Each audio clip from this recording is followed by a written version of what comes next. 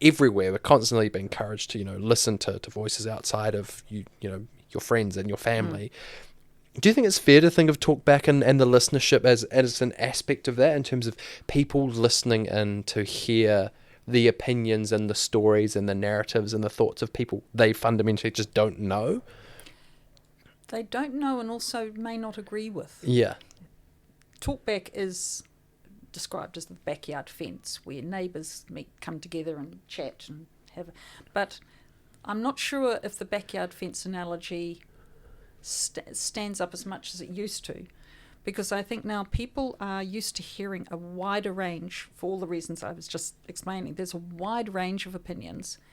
There's more chance that you'll possibly disagree, or that someone will have a wild, crazy idea, and it may be a new perspective that you haven't thought of. And that's some of the feedback I got from the people I spoke to.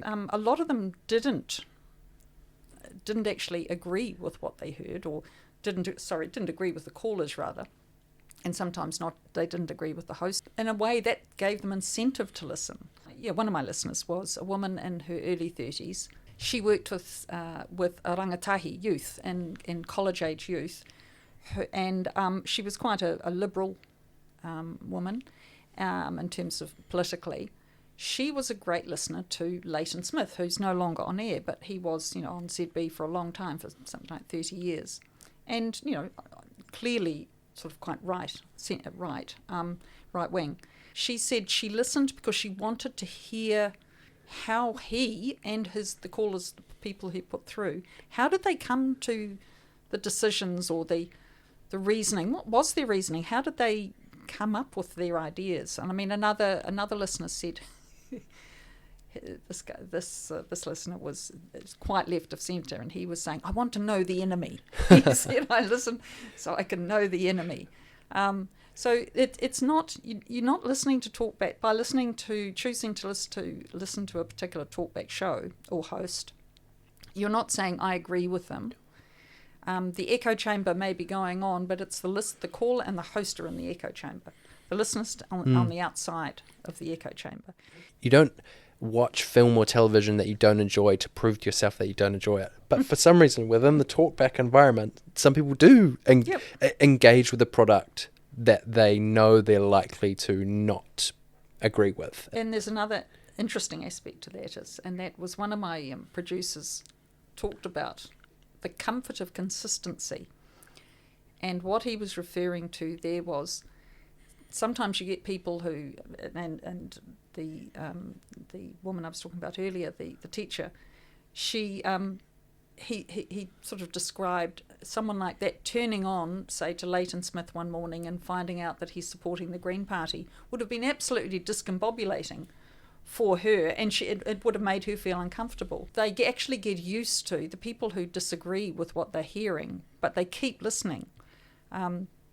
They listen for a reason, to be challenged, but they also feel comfortable in that listenership.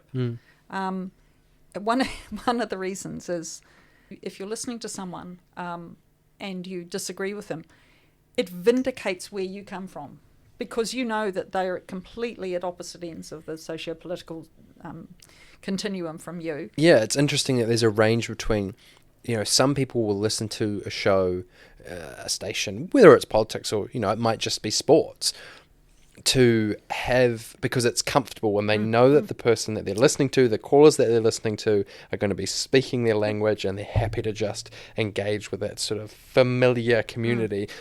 On the flip side of that, there are people listening because maybe they're not really open to being changed, but it's that listen to what the enemy is saying, listen to the other side, whatever that means, to firm up the position that you don't align with those people. Yep. And then I imagine there is a third group of people that are actually just open to change, to perspectives, because even if you're not saying anything, if you're in the audience, you are in your own mind deciding how you feel about stuff. But I think it's fascinating that there's all those different groups of people.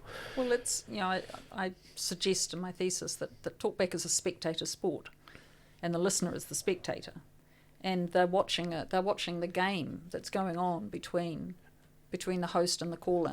If everyone agrees, then it wouldn't be much fun. It wouldn't be an entertaining listen at all.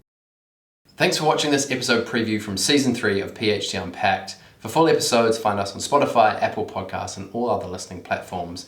And for more content and tidbits, check out PhD Unpacked on TikTok and Instagram.